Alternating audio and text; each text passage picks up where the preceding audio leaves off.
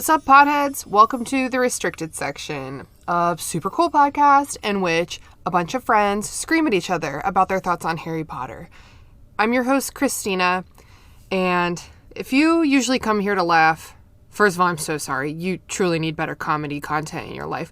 But today's episode is no laughing matter. We're here to talk about JK Rowling and the fact that she is stamping out her beautiful literary legacy with a legacy of transphobia, which is not cool to say the least. So take off your silly hat, put on your thinking cap, and buckle up for this wild ride. All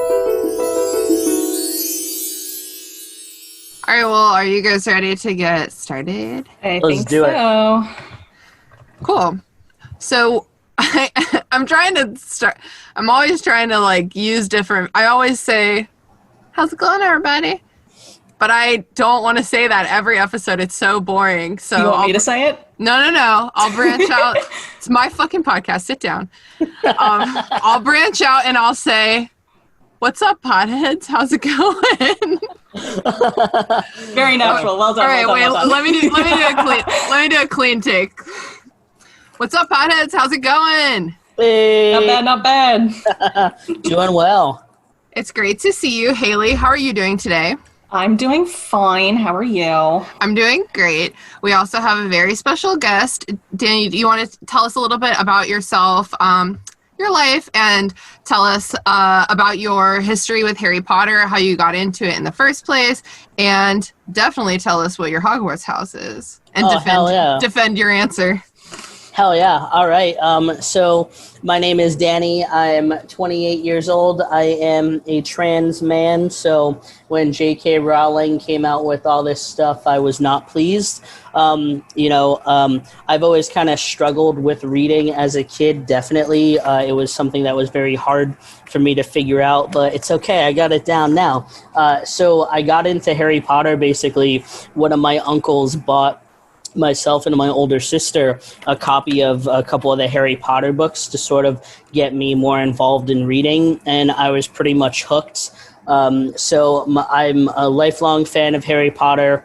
I've loved it for a very long time. It was definitely, like for many people, an escape for me as a kid. So hearing all these negative statements really wasn't cool.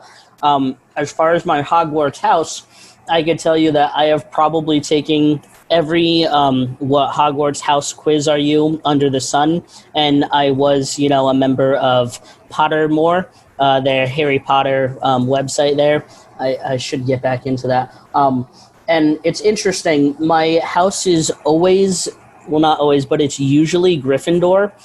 First of all, that's my favorite house. It's the house I identify with the most. I consider myself to be the little dumb sidekick like Ron, and I say that with love. I fucking love Ron.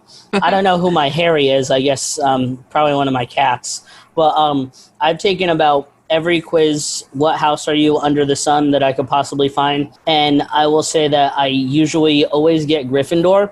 Unless I'm cranky, then I get Slytherin, which I think just speaks volumes about me being in Gryffindor, because we all know, man, there's that fine line. Think about Harry. He almost ended up being Slytherin himself. Mm-hmm. So, obviously, I'm just an evil bitch. Dan, heart. Important question. Which of your cats is Harry? I would say Velvet. Drogo's a fucking dummy. I have two cats. Velvet, my little adopted cat. She is my princess. I fucking love her. She is 8 years old, and, she's super soft. And then there's Drogo, obviously named off of one of my favorite Game of Thrones characters. It's important to mention that he is a huge pussy, both in the sense that he is a cat and he is a wimp. So I like to just throw that out there. It's a real fitting name. Yes, basically. He's just, oh my God, he's a baby. He's about 5. Can confirm. Yeah, can confirm. He's a big, dumb idiot. I guess if I had to think of Drogo as a Harry Potter character, actually, he would be Hagrid, just this big, dumb dummy that everyone loves. Aww. Yeah. That makes Drogo. sense. Drogo would endanger children. It's true. Drogo's full of love, but he's also full of stupidity.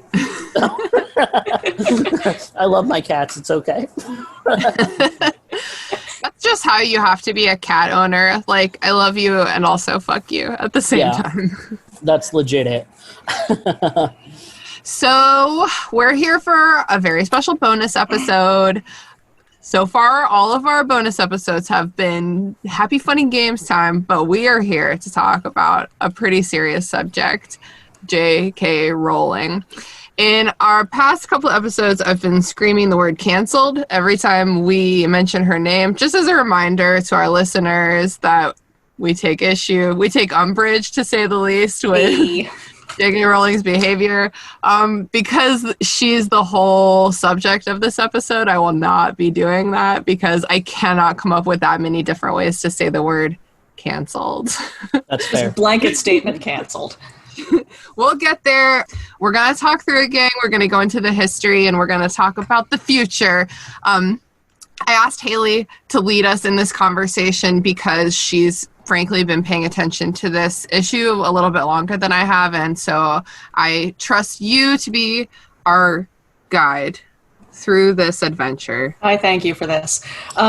So what happened, people?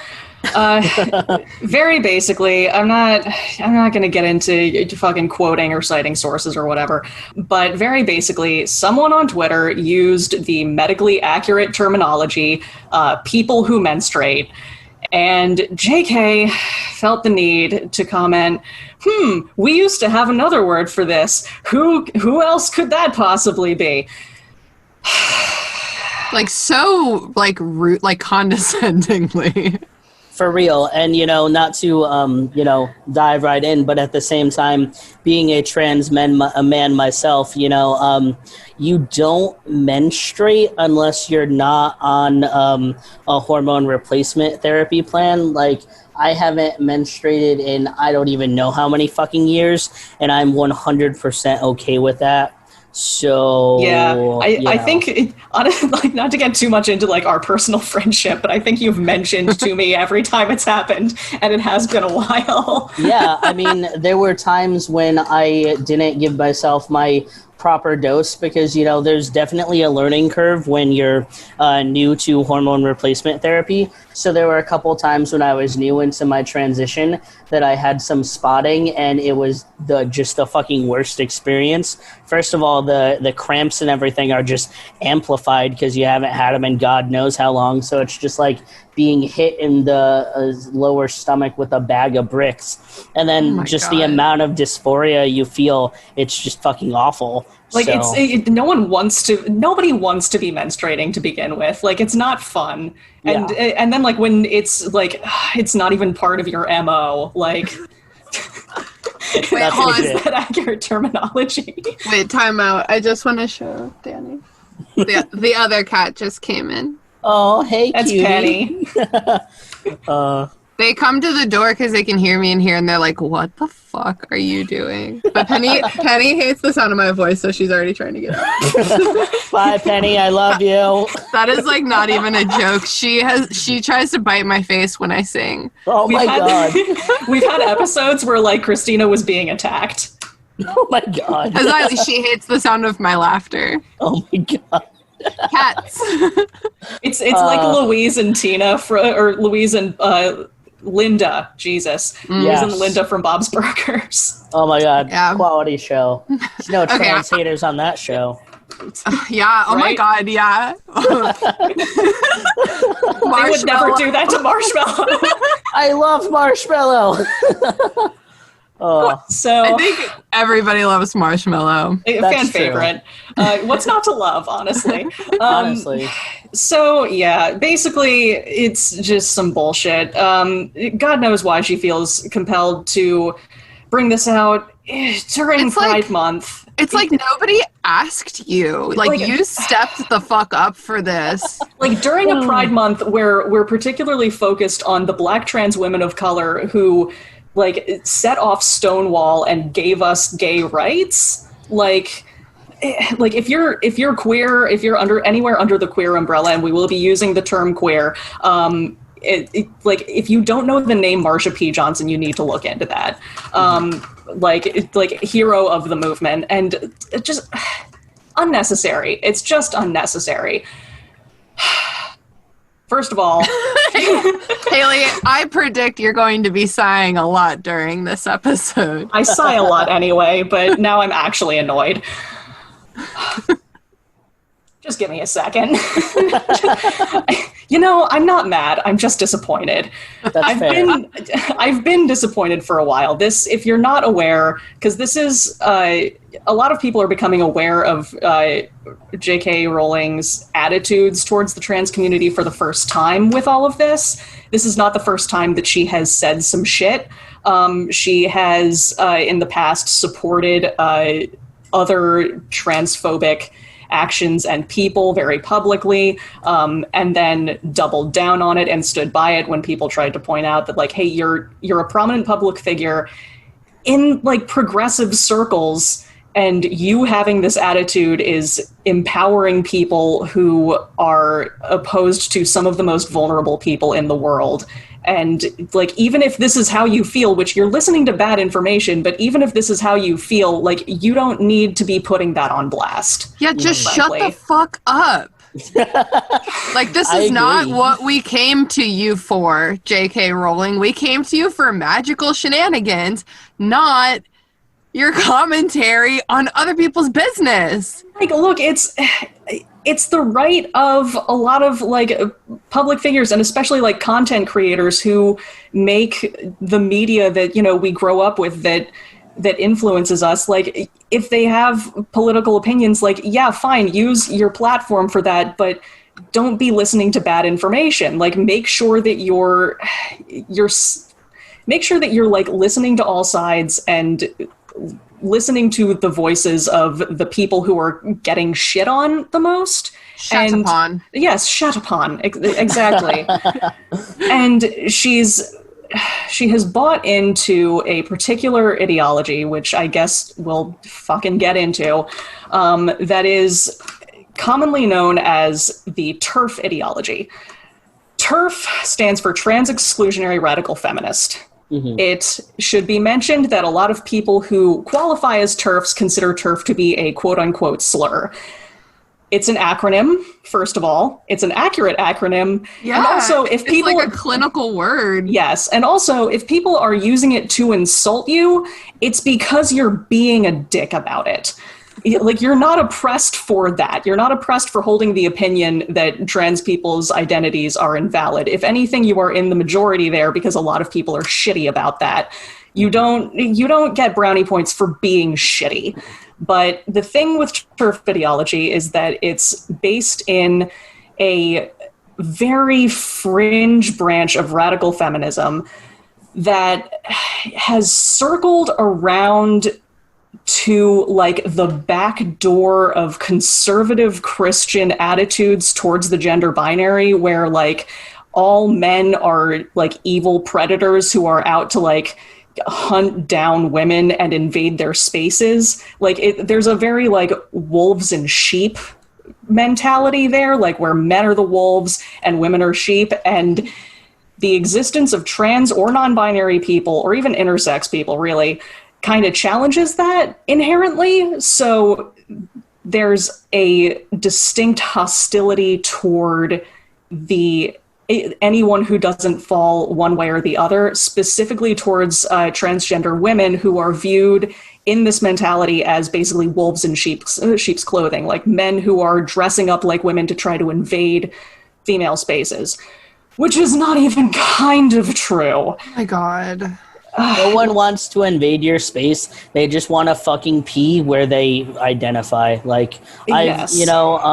I've heard a lot about that, and obviously it tends to deal more with trans women. I think that trans women are definitely more of a target, and I think that, speaking as a trans person, that may be because trans women, in all honesty, they're usually not as passable. Like, you could look at me and not know that I'm trans. A lot of people don't even know that I'm trans until I choose to say it. But unfortunately, trans women, they have a lot more obstacles to overcome, The same mentality, kind of like, to a lesser degree, does target trans men as, women who are so, steeped in self-hatred for their femininity that they're like trying to become men.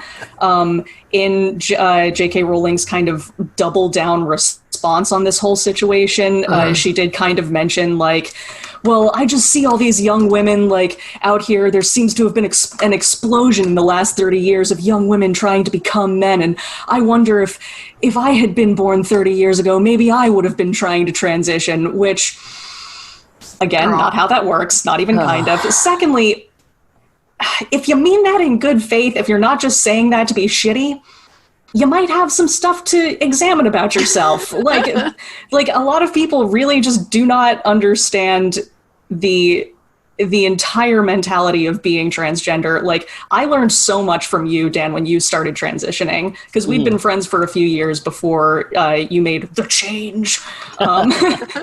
And like a caterpillar to a butterfly. Yes. I am a beautiful butterfly.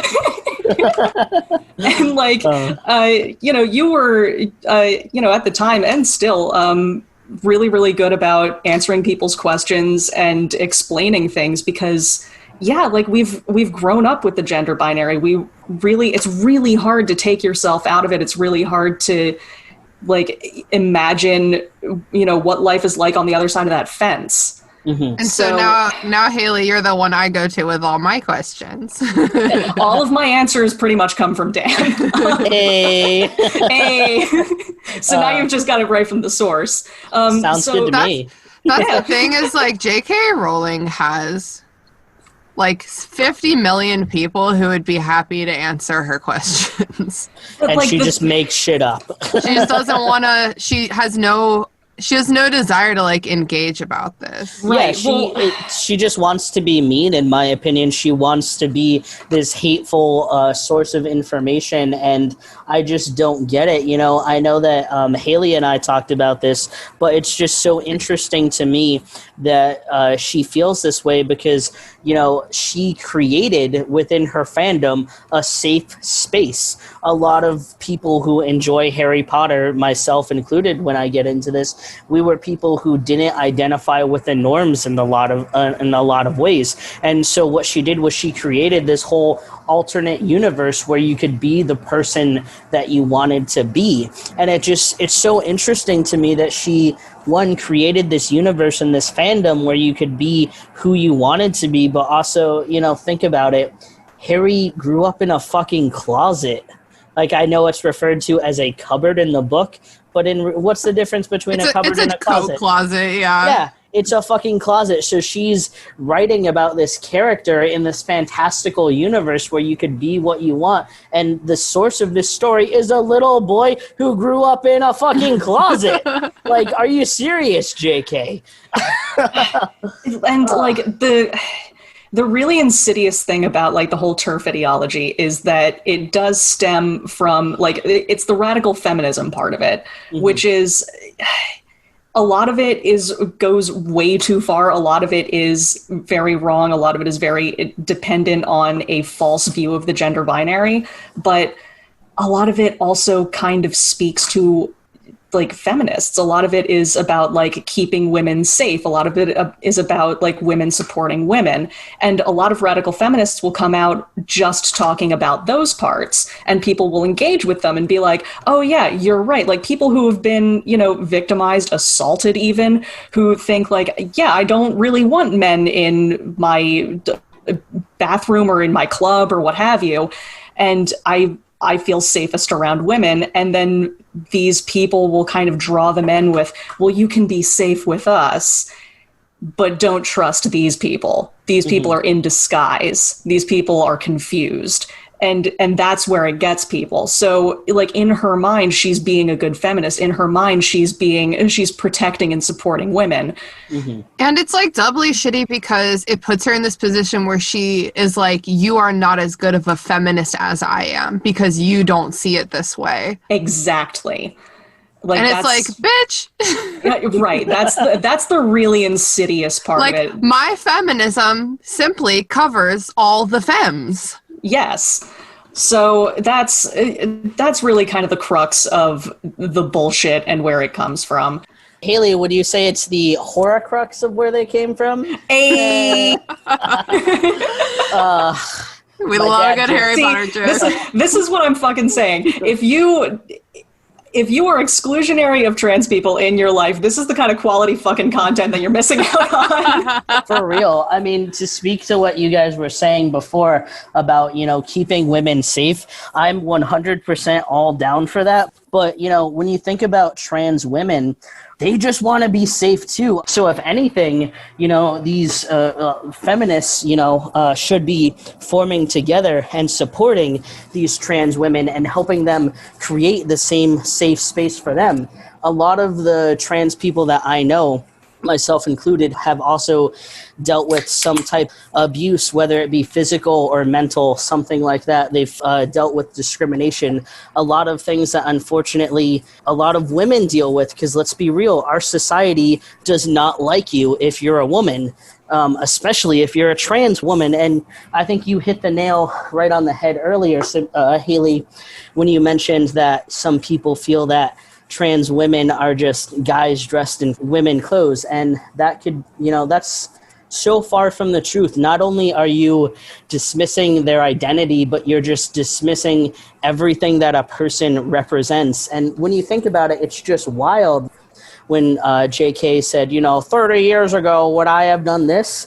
Well, the fact of the matter is a lot of trans people don't come out until they're older in life. Myself personally, I wish I had come out younger. Something that I'm seeing a lot in the younger generation is I'm seeing children, being educated and feeling more comfortable to come out at an early age. I've seen kids as young as 9 years old starting therapy and working through their gender identity issues and, working towards hormone replacement therapy for when they're at puberty age and they could start. Myself, I didn't start transitioning until I was I don't even know how old I was, but I was a senior in college when I started. Yeah, we were, 21, 22? Something like that, yeah. So it was pretty late in life for me, and even though my transition started later in life, to a degree, I definitely always knew. I remember when I was a kid, I would have dreams, for example, about a magical fairy dust type of thing that would turn me into a boy, shit like that, know? And that's the kind of shit that trans kids who read Harry Potter, that's the kind of shit that magic inspires, Exactly. Maybe it can be easy. Maybe it will be magic. Yeah. Right. Think about in book 2, the Polyjuice potion, for example. Oh my gosh. When I read book 2, probably for the first time, one of my first thoughts was definitely fuck, I'd use that Polyjuice potion and I'd turn myself into the image of myself in my brain, not who I am, Yeah. Who I was, I should say. Right. And I think specifically with the issue of trans women, the thing that a lot of people have trouble wrapping their heads around is why would you nerf yourself that way? Mm-hmm. And if you're born, assigned male at birth, which let's just very briefly touch on this. What you're assigned at birth is not based on your chromosomes at all. They don't do a blood test on the baby and be well, you've got a Y, so that's a boy. It's like a pocket knife rule in school, how they're the blade is less than 3 inches, so technically this is allowed. They basically look at whatever. That's a lethal weapon. But literally though, they'll look at whatever is between the baby's legs, and if you're not aware of this, the genitals, the external genitals of human beings basically exist on a sliding scale. So the female clitoris is basically a very small dick. The dick is basically a very large clitoris. Mm-hmm. Women have gonads. There are ovaries. Male gonads are are their balls, obviously. I learned very recently the actual definition of the word gonad. This week, right? I learned what I was funny word. But then they went on to talk about it scientifically in this other podcast that I was listening to, and I was damn, that's a real ass word. Yeah, so very basically, the what we consider male and female genitalia are mirror each other. Intersex people are way more common than you think they are. They make up, I think about 2% of the population, which is about as many redheads as there are in the world. So however many redheads you've seen this week, you've seen that many intersex people. I know That's a lot of wild. redheads. Yes, exactly. Wow, I had no idea. And like a lot of intersex people like to have no idea that they're intersex because most of what we consider gender markers are secondary sex characteristics. So like titties. Titties are a secondary sex characteristic. But take it from me, you don't need titties to be a woman, okay? It's true. It's true. So basically, like when a baby is born, they just like look at whatever is between its legs and they're like, all right, well that little bump is that's dick sized. That's a boy. And if it's and if the bump isn't that big, then they're like, all right, well that's probably a girl. And if the bump is like a little too big to be like a normal quote unquote girl and a little too small to be a normal quote unquote boy, sometimes they'll actually perform surgery without informing the parents to reduce the size to normalize the genitalia. Why do they not tell the parents? Because exactly. They're like, this is normal birth stuff. We're just gonna fix up this genitalia right here. We're gonna throw this in as a bonus service. Right. That is wild. Wow. Yeah. So like a lot of people have like alternate chromosomes to what they think they are, like live as a woman, raised as a woman. As far as they know, like from looking at themselves and their body, they're a woman, and then they might find out that they actually have a Y chromosome. But their androgens basically pushed all of their secondary sex characteristics to manifest as feminine. Basically, gender, like sex does not work the way that you think it works. Sex is a lot more like sex is a lot more complicated than you learned in like high school biology. Most things are. Yeah, for real. They're like, well, these kids can only count up to 2, so we're gonna go with the girls and the boys. Right. A lot of people kind of on both sides of like the political progressive fence will reject trans identities. They'll reject non-binary identities just out of hand because they don't like the idea of the sex and gender binary is so entrenched in our society that trying to challenge that is really difficult, which is why trans women are honestly like some of the bravest people in the world, because you were born with access to all of the possible advantages that you could have from being quote unquote a man, and decided, no, that's not me. I'm going to live authentically. I'm going to live my truth. And if that means that I have to live as a woman with all of the challenges that comes with and more, then fuck it, because I would rather risk death than not be true to myself. Hell yeah. Hell yeah. And, you know, Simkus, sorry, Haley. Danni, you can just fucking use my last name. I don't care. Okay, all right. All right, that's consent, everybody. Just to clarify for everyone from my college days calls me by my last name, which is Simkus. True. It's very silly. Don't worry about it. But to build off what you were saying earlier about chromosomes, I can't speak to my chromosomes. I've never had that analysis done. I definitely want to one of these days. But from my experience, when I was first starting out with hormone replacement therapy, you go through a lot of blood tests before you could even be put on something. So when my doctor, who is a trans woman, by the way, that's cool. Yeah, unfortunately, she's no longer in practice, which is a bummer. So I have to go with like a normal doctor because, you know, trans doctors are few and far between. So it was awesome to have her while I had her. I definitely learned a lot from her, and she helped me, I guess, grasp with my family's struggle. Not to deviate too much from my point, but something that she said really resonated with me when I was early in my transition, especially because, you know, my mom didn't really understand it. My dad was a bit resistant, but he just, you know, grew to accept me as much as he possibly could. And I stress as much as he could, you know, but something that she said to me that's always resonated with me is, think about it in this sense: your family and your friends, they knew you as one person, especially your family. So in one way, it's like they're mourning the loss of who that person was, but it's giving birth to who you really are. Mm-hmm. So that really spoke to me, you know. Sometimes I think about my mom and how she may have struggled with my transition, how she struggled with the death of, her daughter and the birth of her son. And, to circle back to the chromosome stuff, when I was going through my blood tests, there was a point where I was just super upset because I thought that I would never be able to be on testosterone and really start my transition. And yeah, there's some foods that you could eat to boost testosterone in your system, to lower your estrogen, but and that's great for some people, but for me, I wanted to go balls to the wall. I wanted to. Yes, I said that. I'm looking at your faces. That was intentional. But pretty good joke. Thank you.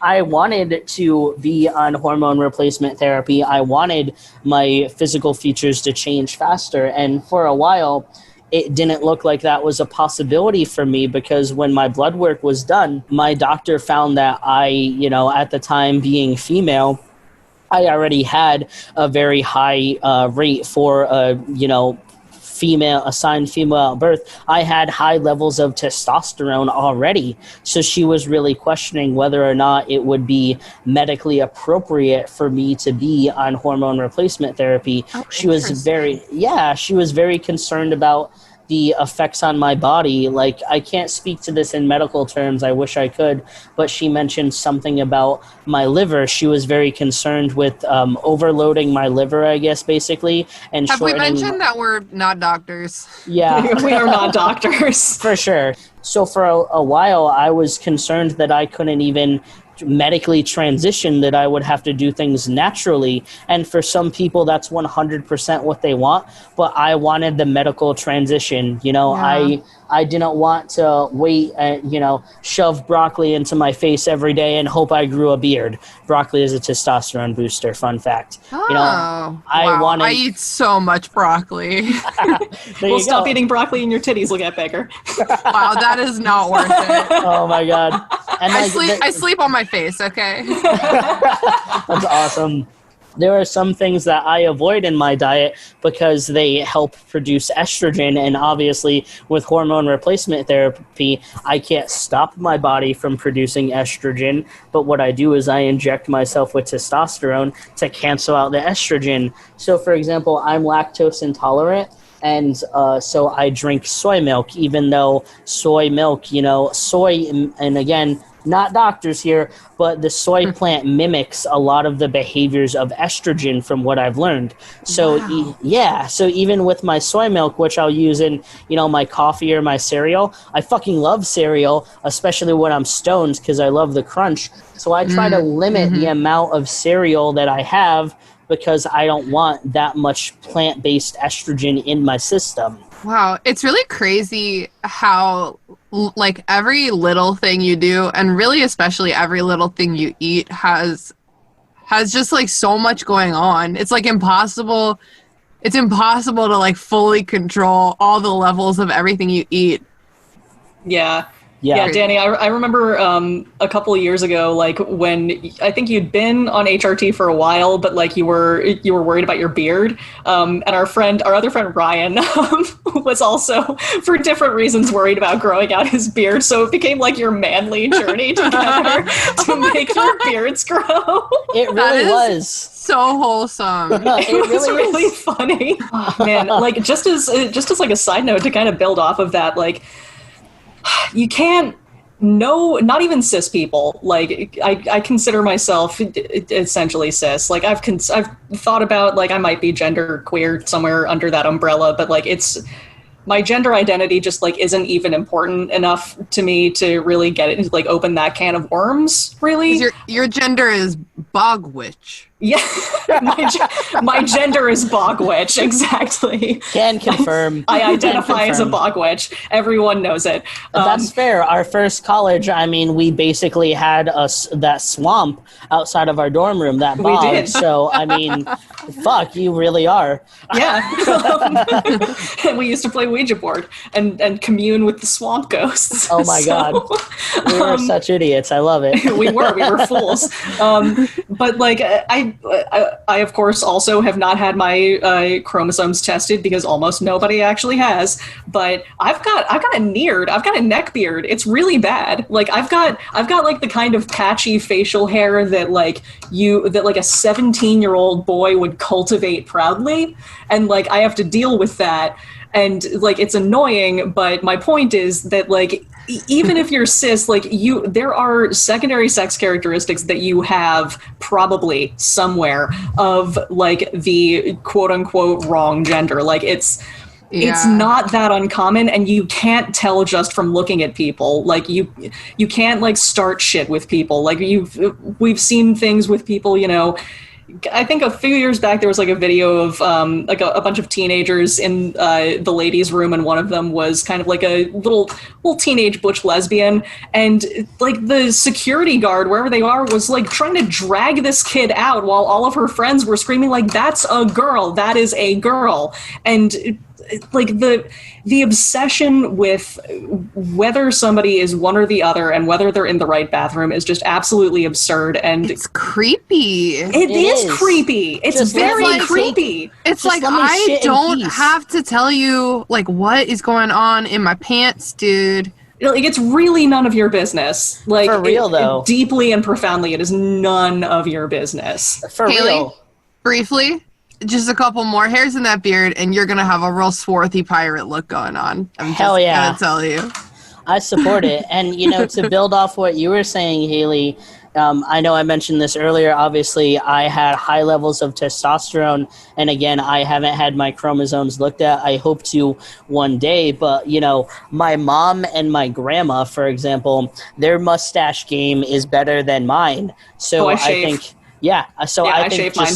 Yeah, I just think high testosterone runs in my family, you know? So, like, I remember... I'm sure it's hereditary, and I'm sure there's some racial elements to that, too. You know, there's definitely certain ethnicities that are, you know, hairier. Yeah, I'm a fucking hairy Italian. I know it, you know? Like, that's just what's up, you know? But I remember being in the car with my grandma, and my grandma keeps a fucking disposable razor in her car, and like when she has to go out to like go in to do something, she'll just like give her face a little once over. That's actually brilliant. Yeah, adorable. Yeah, my mom waxes her mustache, and I'm just like, well, I don't have a mustache as thick as yours, so that's interesting.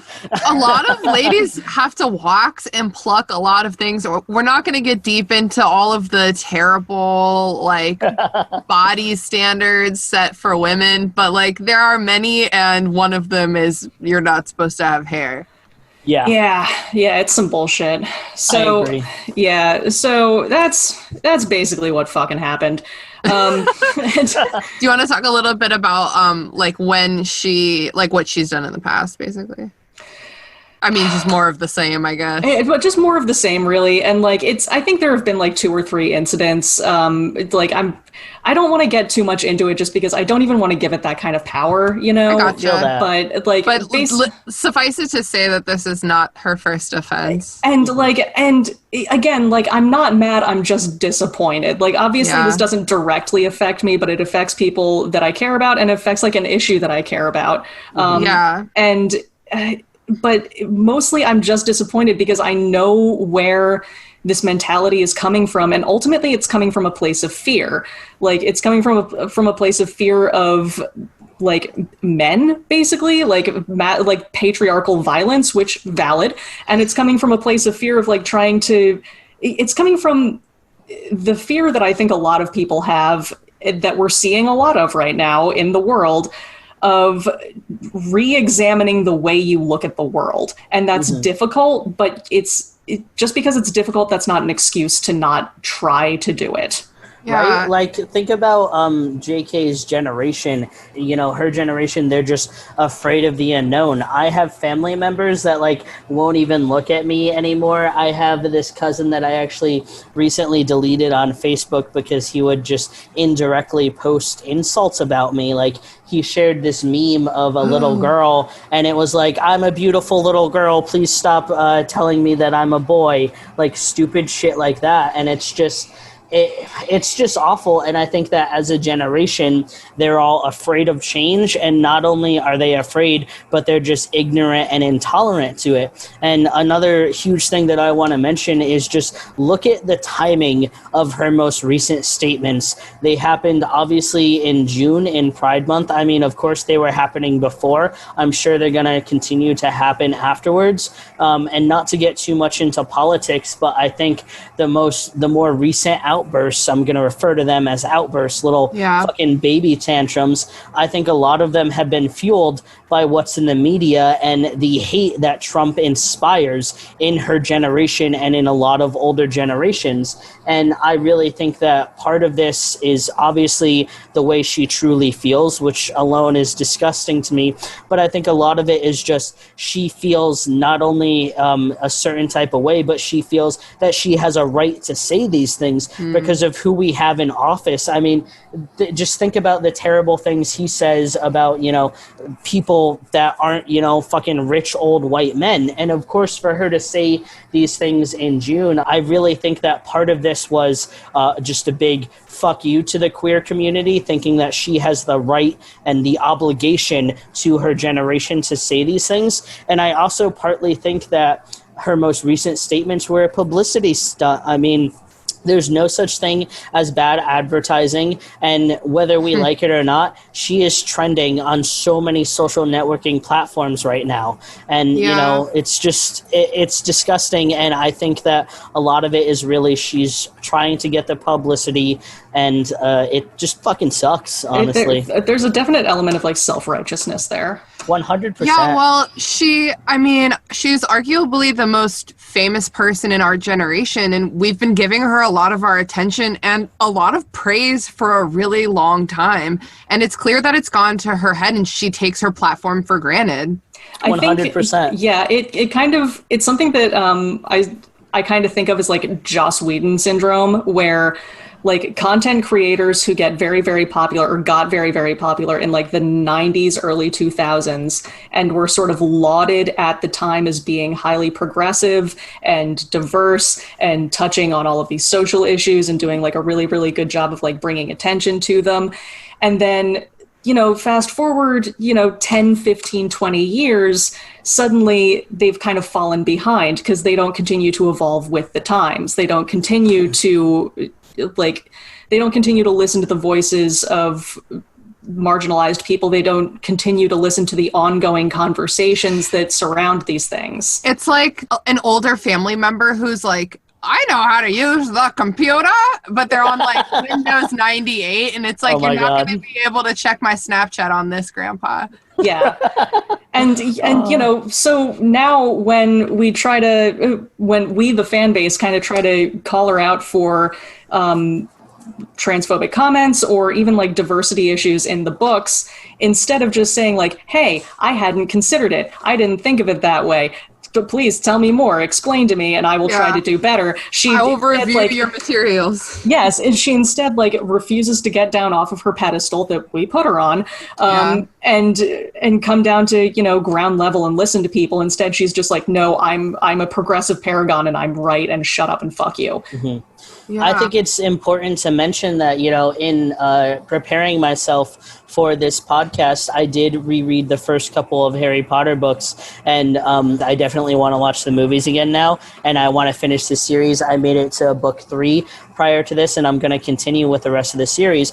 But anyway, in preparation for this, I focused a lot on how JK described her characters, and one thing that I really want to mention in this is that I was really looking for distinguished characteristics in her characters. And JK never really focuses on a person's color, never really focuses on a person's race, which you can argue is a good thing. You know, we never want to be focusing on that stuff. But in a lot of her descriptions, they're very simple, they're very plain. And something that she likes to use a lot in her descriptions of people, especially in the family like the Malfoys, for example, is she'll describe them as being these pale people with pale colored hair and pointy features. And to me, you know, without getting too much into bigger issues that we may have, to me, it just really, especially emphasizing on the pale and the blonde hair and the pointed features, it really sounded like, you know, Hitler's ideology of what a perfect human should be. This pale blonde creature, you know, and that's really, it spoke volumes to me. And when you think about that more, think about, you know, the Death Eaters and their little pact. If we were to think about it in the terms of, you know, of Hitler's crew there, they would be, the Death Eaters would be like Hitler's people, Hitler's army. You know, they're out purifying. And when you think about the fact that the Malfoys are so obsessed with keeping the wizarding line clean, you know, in preparation for this again, I focused on a chapter in book 2 where Draco first calls Hermione a mudblood, and then they go to Hagrid's hut for some tea as Ron is puking up slugs because his wand backfired because, you know, he broke it in the Whomping Willow thing. And, you know, Harry has no idea what a mudblood is. And neither does Hermione. Yeah, he just knows it's bad. And obviously Ron, because he grew up in the wizarding world, he knows what a mudblood is. And that's why he jumps to Hermione's defense, you know, tries to curse Malfoy, which obviously we know backfires. Exactly. Yeah, he did his best. Yeah, it backfires and he has to puke out slugs. And then, you know, Hagrid explains to them what a mudblood is. And more importantly, Hagrid tells us his views, that he thinks it's disgusting and that you don't need to keep the wizarding line pure, you know? Like, we've definitely touched on that before, and like, but I think that kind of goes back to, you know, JK being on that pedestal of like, well, I made this kind of Nazi analogy, so therefore I'm definitely a good person. I'm definitely, you know, I've set myself up as being this voice of progressivism and inclusivity. She's like, I invented Hufflepuff, okay? I love everybody. Yeah. So now when people, you know, try to tell her like, hey, like, you've got some black characters in there, you've got some Indian characters in there, but like they're bit parts and you could have done better with that. Like, sometimes she's okay with it, and sometimes she is just like, well, yeah, but if you consider that, like, all you had to say was, I was writing this in the 90s before this was a big part of the public conversation, and I wasn't really focusing on that, and I'm sorry, and I'll try to do better in future works. Yeah, that's all you had to do. Since the Black Lives Matter protests have started, like 3 or 4 weeks ago now, which is very, very cool.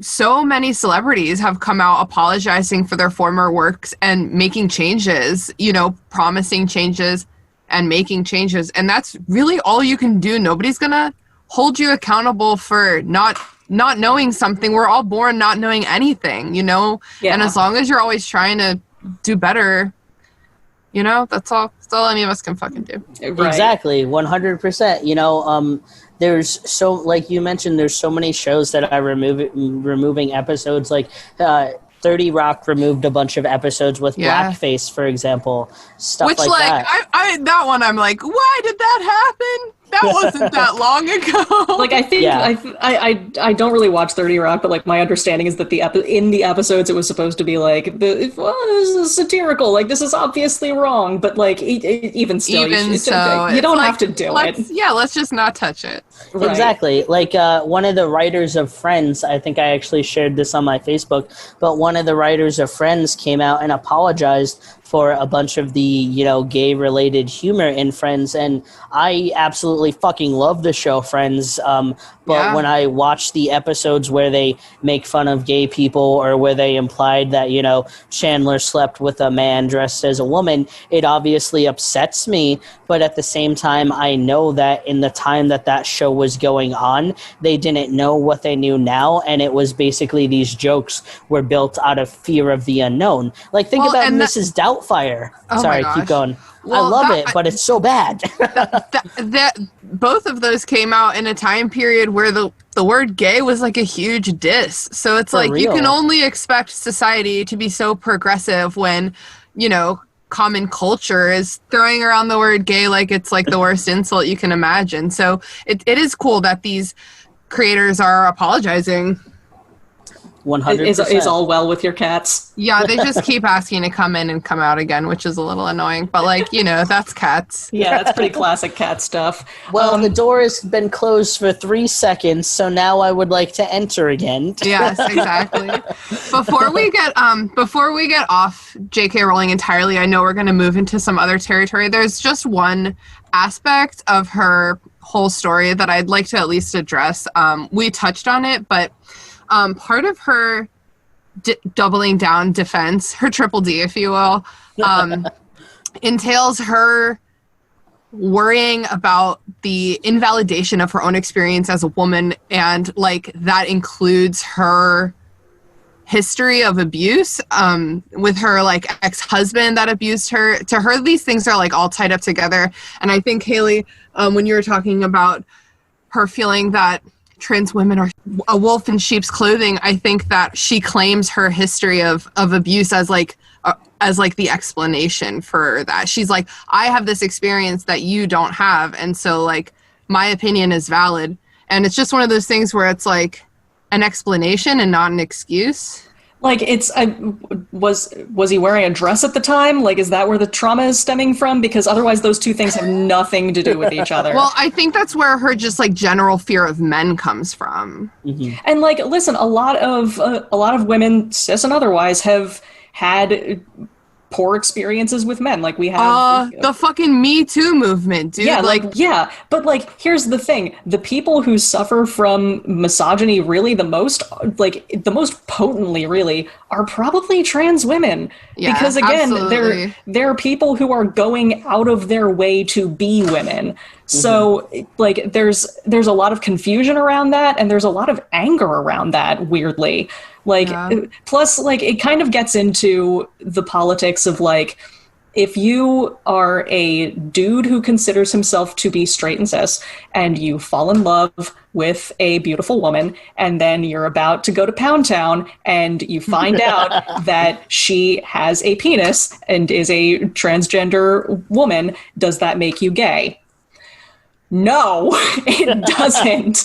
It's your attraction to someone physically and whether you're in love with them is a complicated and personal situation. Mm-hmm. If you don't consider yourself particularly attracted to dicks, but you fall in love with a beautiful trans woman who happens to have a penis, and listen, love will find a way. It's like Jeff Goldblum says, life will find a way. You will figure that shit out. If you're a lesbian and you fall in love with a trans woman and you're not particularly into penises, you've got strap-ons, you can figure it out. Yeah, there's a way around that, but that's not, whether or not you're gay or bi or whatever, is not inherently wrapped up in the genitals of your partner. It has to do with your own experience with gender and your partner's, and that's a deeply personal thing, and you can't categorize that across the board.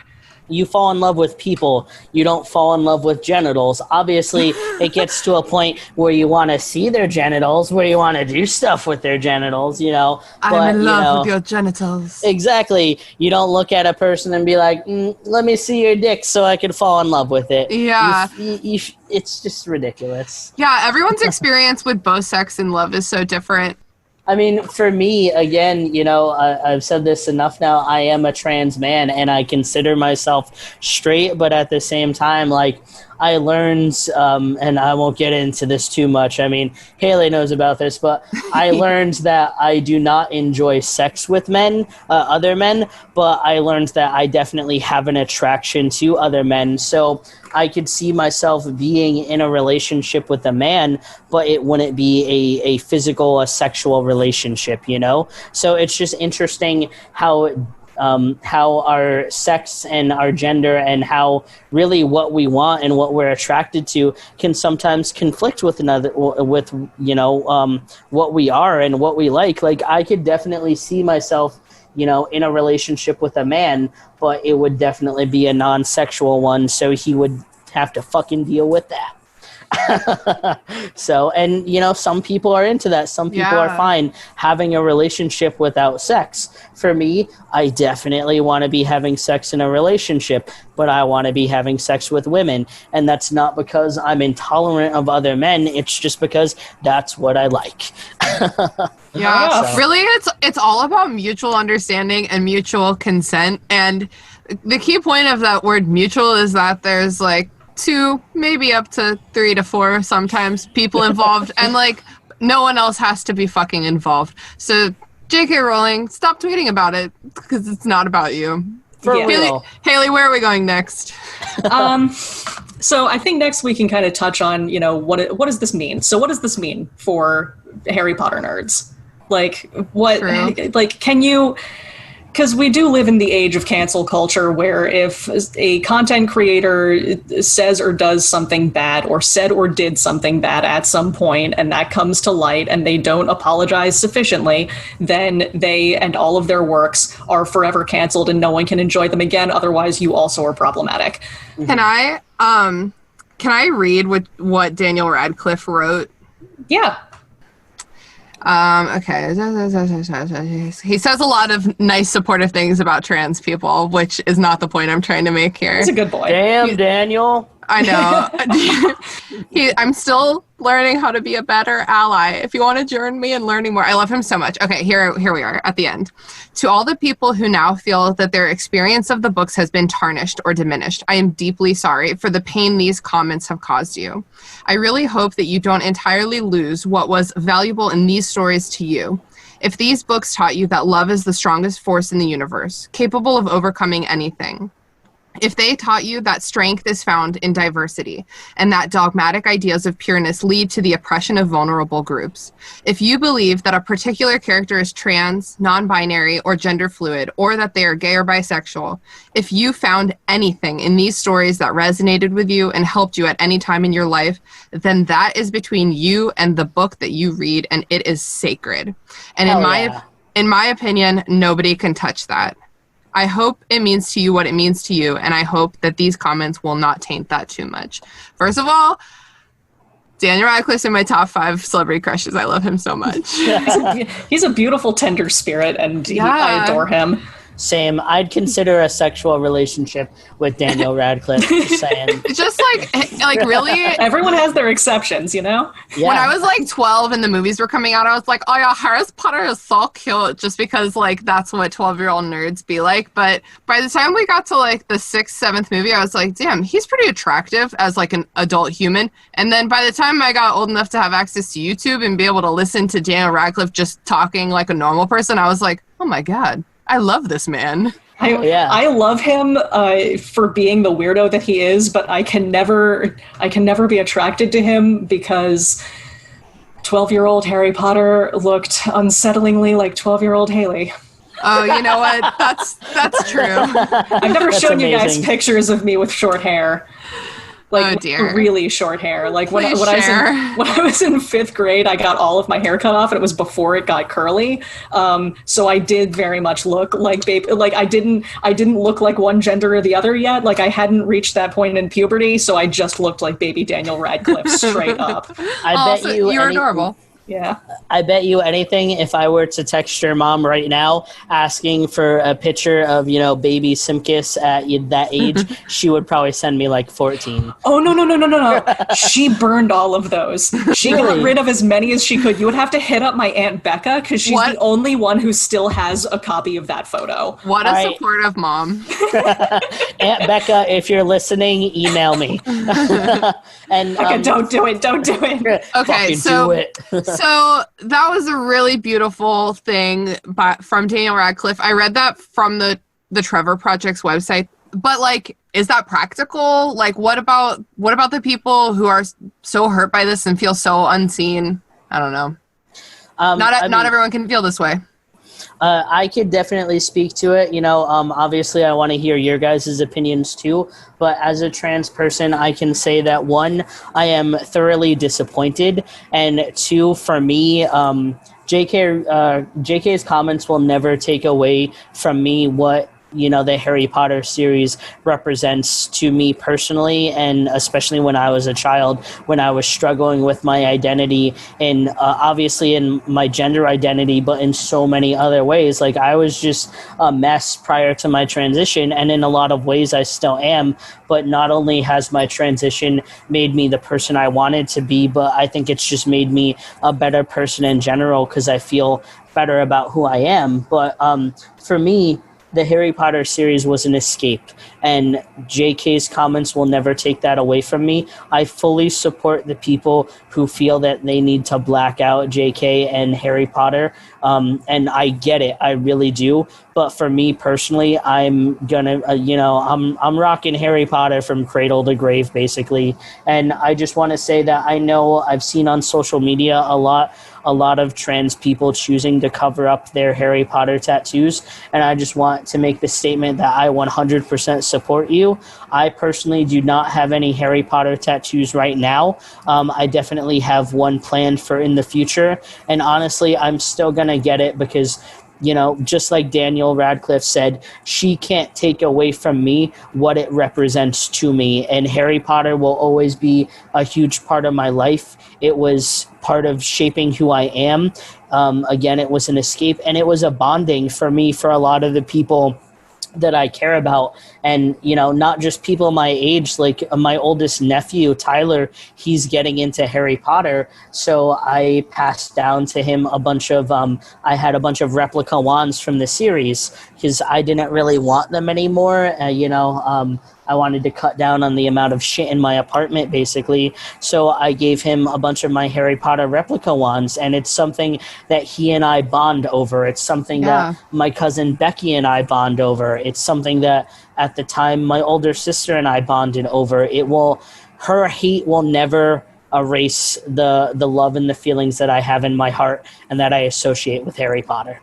Yeah, it's kind of like we all get to have our own relationship with the books, and we're lucky that relationship with the books can be completely without JK Rowling playing a role in it. Like, I never think about her when I'm reading the books, and even in this podcast, even before she became, I don't know, before this whole fucking shit, we constantly, as a podcast, we constantly refer to her as they.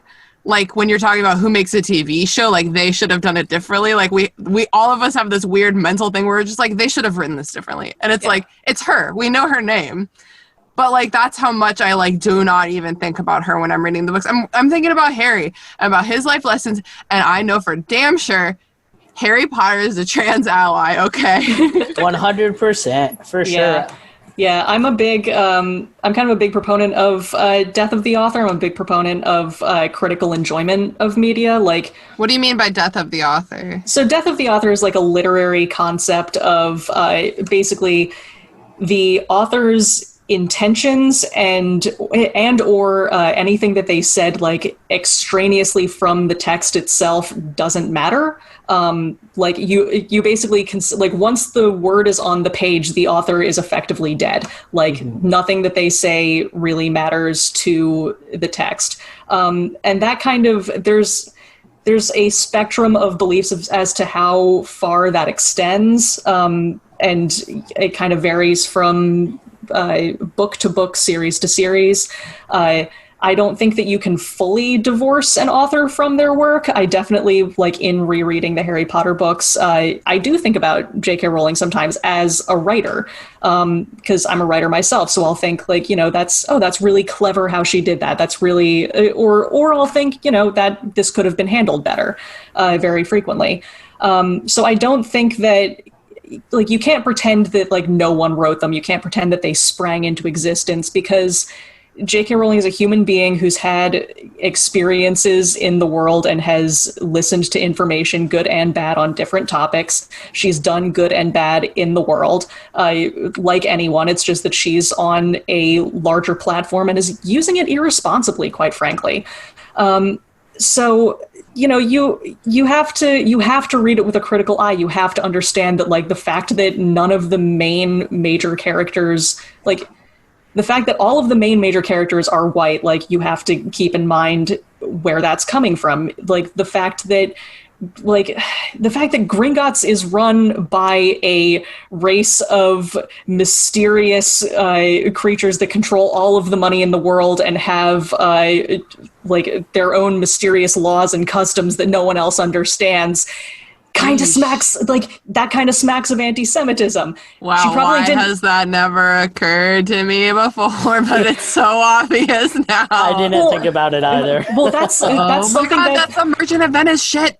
That has come up, like, that's something that people have, mentioned before, and, like, that's another thing that she'll kind of double down on, like, oh, well, I just got that from European folklore. European folklore got that from anti-Semitic stereotypes. Like, you have a responsibility to do better than the folk storytellers of old. And, like, in all fairness to her on that specific topic, again, she was writing these books in, like, the late 90s or early 2000s when this wasn't a big part of the conversation, when people weren't like, hey, you need to look out for, like, these kinds of dog whistles. You need to look out for this kind of shit. Like today, as a writer, Haley, you mentioned you're a writer. I'm a writer too. It's one of the many reasons we're friends. And, like, I could never write a book that wasn't mostly queer people of color. Like, that's just the only, I'm like, why would I ever write about more white people doing shit? Right. But she was in, the late 90s writing about an English prep school, basically. So yeah, she initially conceptualized all of the characters as white. I don't think that she was thinking about, like, the fact that the goblins might come across as an offensive Jewish stereotype at the time, because we sure as shit didn't think of it at first. Like, it's until today. It just right. Same. But, like, so yeah, maybe she wasn't necessarily keeping these things in mind. Like, and there are descriptions of certain characters throughout the series, like Aunt Marge and Rita Skeeter, who can be read as, like, transphobic a little bit. Like, Aunt Marge is, like, this big evil character who has a mustache and she's, like, mean and beefy. Rita Skeeter is... I think Aunt Marge is just supposed to be literally Uncle Vernon, but a female. Like, they are 100%. So similar. Yeah. But that's a comparison that people have drawn. Same with Rita Skeeter. She's described as having, like, thick, stubby fingers and, like, kind of a tacky, like, drag queenish almost fashion sense. Kind of even like Umbridge too, a little bit. Like, with her, like, over compensating on the feminism factor too. Yes. And like, you've got like these characters who are cast as bad people having, like, masculinizing features. You have to know where that's coming from. You have to know that, like, that's something that was in the back of the author's head that they weren't necessarily aware of, but probably should work on. And you know what? I'm going to keep holding out hope that J.K. Rowling someone is going to get through to her. Someone is going to talk sense to her. I will be ready to accept her apology if and when it comes. Yeah, absolutely. That's, like, such an important part of this whole conversation is, like, patience and forgiveness. Yes. But ultimately, I think that you can't cancel an entire book or series or anything just because the creator has problematic opinions. Like, I think the H.P. Lovecraft fandom has kind of mastered this. Like, if you're not aware, H.P. Lovecraft is, like, the father of modern horror, like modern conceptual, like fucked up horror. And he was a raging racist and anti-Semite, even like back in like the days when everyone was kind of racist and anti-Semitic. They were like, dude, we're a little anti-Semitic, but like, you need to get it together. Like he was naming naming eldritch demons after like figures from Jewish folklore. Like it's like he so has you a just character... read his books and you're like, big yikes, but well, he's dead. So exactly, but like the people who enjoy H.P. Lovecraft are largely like queer people, like queer people and people of color, and can confirm, right? and most of that fandom has basically said like, no, this is ours now. Like, fuck you, this is ours now. That's honestly, like, that's the best thing you can do. Is just like steal it on back. Mm-hmm. And like that is the best thing that you can do, because otherwise you're going to deprive yourself of a lot of beautiful work. Like every content creator in the history of the world has been an imperfect person with imperfect worldviews that came from a variety of sources, good and bad. And that's really all of us. Like, we all try to be as educated as we can be. We can all probably be more educated than we are. And you just kind of have to, you got to roll with those punches. Ultimately. Well said. Yeah, bravo. Yeah, thank you. and also, not to, oh my God, what was the name of the professor from the first book who had Voldemort on the back of his head? Quirrell. Well, yeah, you're fucking telling me Quirrell is straight? Okay, okay. Purple turban. All right. Yeah, purple turban. Okay, fuck that. Quirrell is not straight. Quirrell lets all those boys get in his head just a little too much. Even Lockhart. Don't we all? Yeah, even Lockhart. You're telling me Lockhart is straight? No fucking way. He has so many women throwing themselves at him. Look me in my eyes and tell me that Lockhart has ever fucked a woman. Look me in my eyes and tell me he's ever seen a pussy. Like, he's like, not only is Lockhart gay, but he's like a Victorian gay, so we can call him a dandy, right? Yes, he is very much a dandy, which is distinct from a fop. For real, man. Like, that guy, he's super not straight, and Haley knows about this, and I won't get into it too much because this isn't what this specific episode is about. But I question Snape's sexuality. I do not believe at all that Snape is forever in love with Lily Potter. I think he was in love with James Potter, and that's why he's so salty. Oh my God, that right? would change everything. It's a huge game changer. I think he was massively in love with James, and he was using Lily as his beard, and that's part of why he resents Harry so much. We know that Harry has Lily's eyes, but we know that Harry looks like James. He's haunted by Lily's eyes. Yeah, and he's haunted by the man that he could never have. Not only the man that he could never be, but the man that he could never have. And that really, Snape is fucking gay. That adds like a whole nother layer of meaning to that one scene that Harry has to witness in the pensieve of his father flipping Snape upside down and showing his underpants. Oh, and then shit. he was going to take the underpants off, remember, at the end? Oh my God. Oh my God. Oh my, guys, I'm not okay. Danny, you have no idea how much we've been going back and forth on this. Like, we've had shouting matches with Andrew about Snape.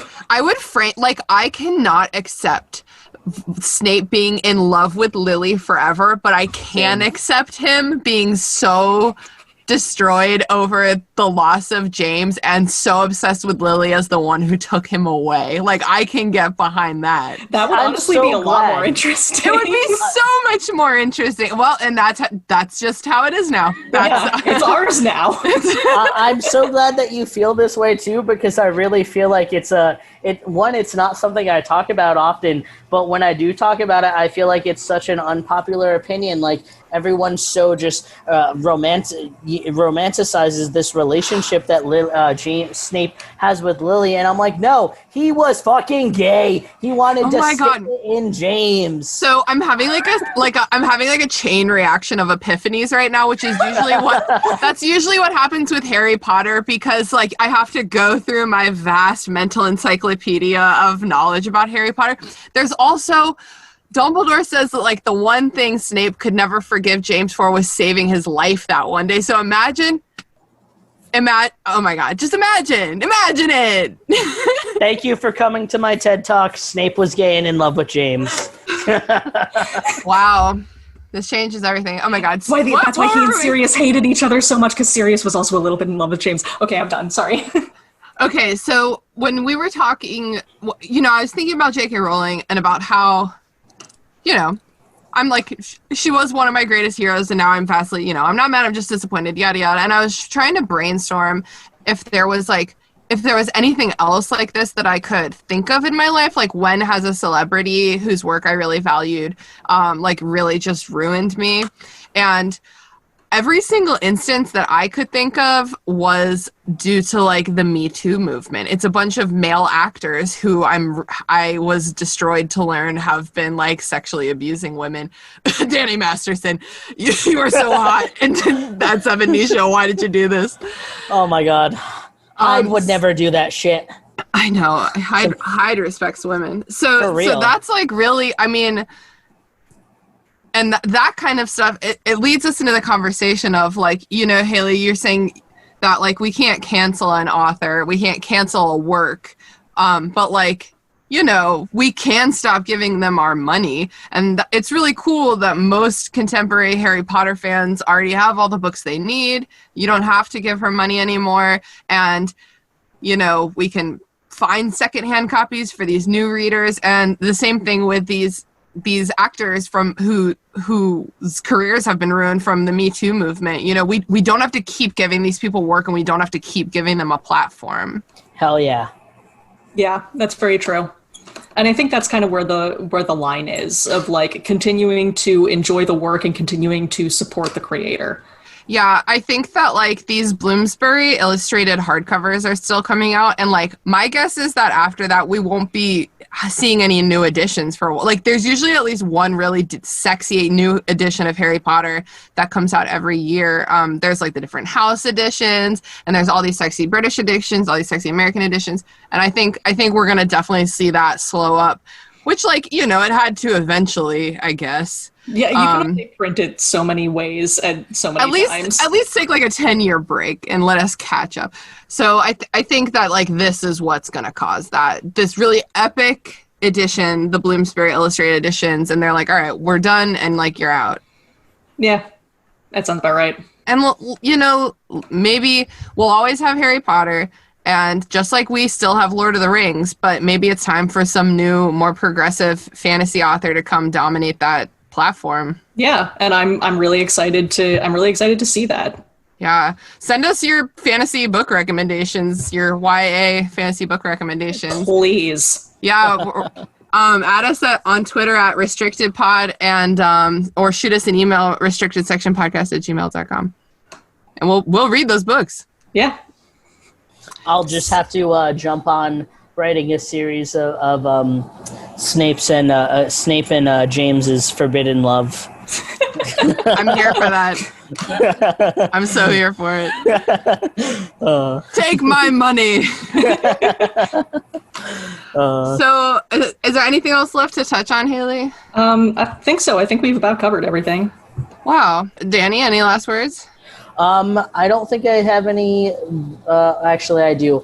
I just want to say, to any of the queer and trans community that may be listening to this, I support you. We as a community support each other, and no matter what hate JK and other people put out there, just know that even if we never meet each other in person, there is a community out there for you. So don't give up. Yeah, and I'm actually also going to add on to that, to anyone who's kind of new to understanding alternate gender identities, transgender, non-binary.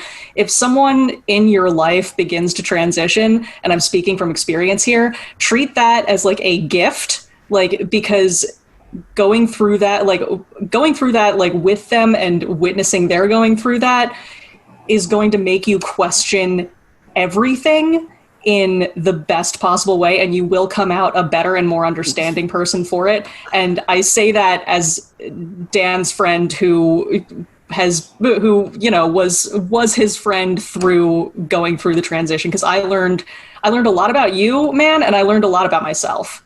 Oh You're gonna make me fucking cry. Friendship is so beautiful. You're just drunk. Shut up. Oh my god. Oh my god. You guys are so beautiful. Friendship. I love friendship.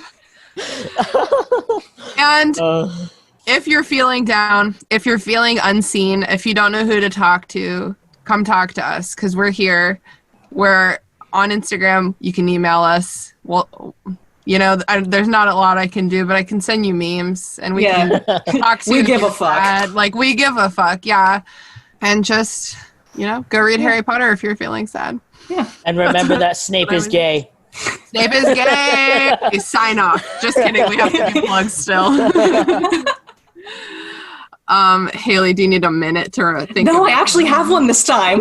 Okay, go ahead. Okay, so if you are so disappointed by all of this that you need to divorce yourself from Harry Potter, at least for a little while, I am going to plug something that might fill the void of late 90s, early 2000s ensemble adventure series of teenagers fighting tyranny and oppression, whose author is not a gigantic TERF, and that is the Animorphs series. Yes.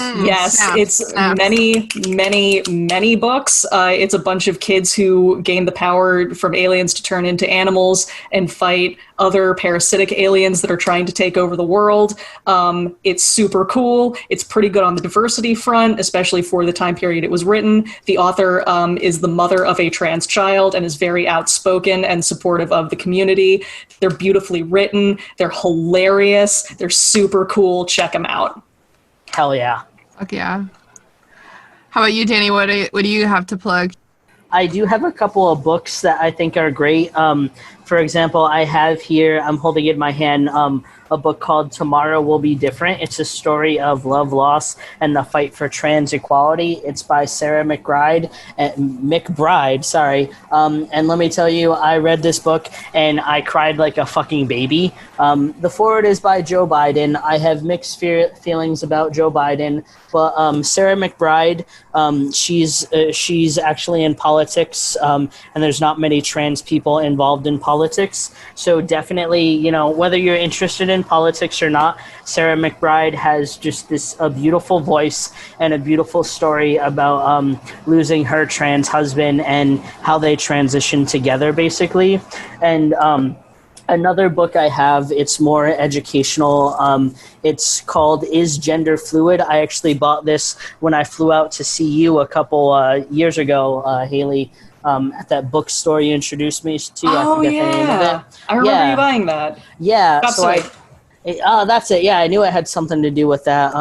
And it's written by Sally Hines. I think it's very informative, and it talks about a lot of, you know, issues in history, in past and present, and kind of relating them to the queer world and queer culture. So if you haven't read them already, definitely check them out. Only read Tomorrow Will Be Different if you're ready to cry your fucking eyes out, because I sure did. So It sounds like a really beautiful story.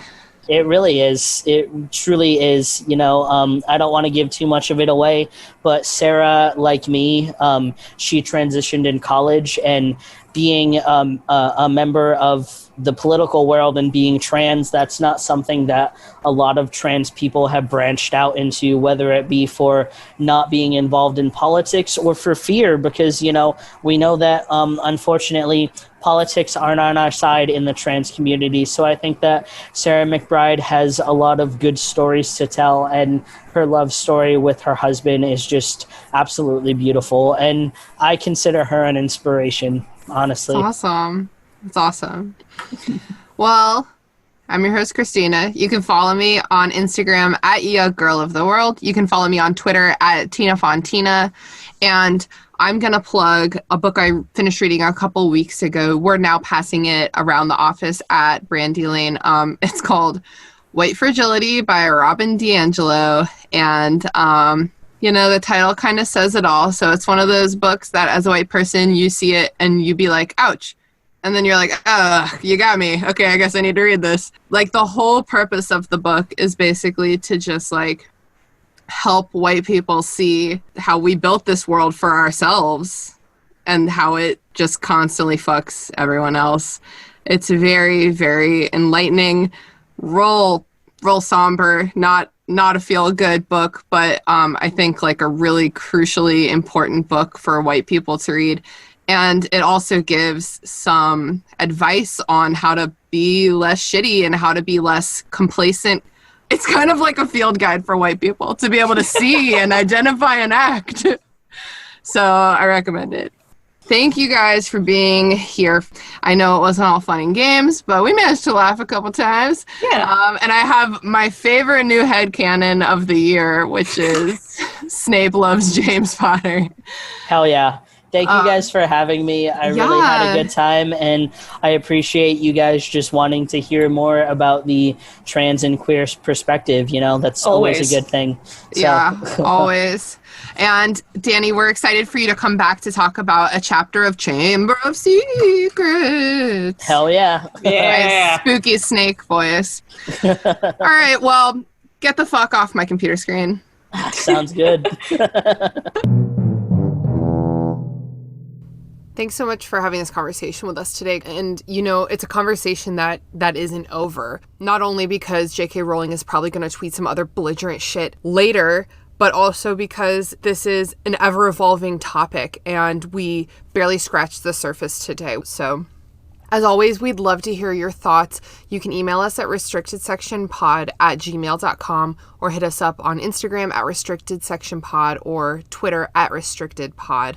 If you or someone you know is having a really hard time with this issue and needs help, I'm going to put the Trans Lifeline number in our show notes, or you can go to translifeline.org to learn about some more resources. I'm going to leave you today with a little food for thought. JK, if you're listening, this one's for you. You fail to realize that it matters not what someone is born, but what they grow to be. That's Albus Dumbledore from Harry Potter and the Goblet of Fire. Stay strong, potheads. We're all in this together. The Restricted Section was created and hosted by me, Christina Khan, based on the book series by JK Rowling.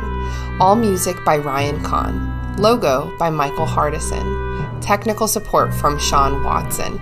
Don't forget to follow us on Instagram at RestrictedSectionPod or shoot us an email at restrictedsectionpod@gmail.com. We'd love to hear your thoughts, feelings, complaints, conspiracy theories, or lavish praise. Simkis knows this. I'm in a good way, of course, you know, just I'm kind of obsessed with Hitler.